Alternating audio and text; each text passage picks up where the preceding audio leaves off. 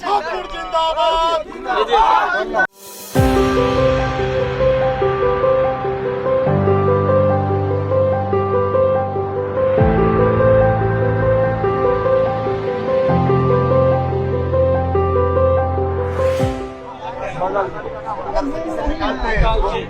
और फिर तालाब में लगाते हैं।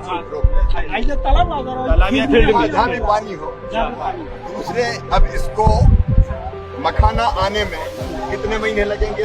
सर ये जो ये मखाना है इसमें 1 महीना लगता है फूल आने में।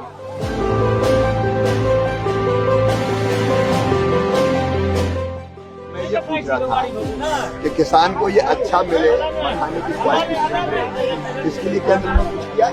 हाँ सर, यहाँ पे इंटीग्रेटेड न्यूट्रिएंट मैनेजमेंट किया है। इसमें हम लोग नाइट्रोजन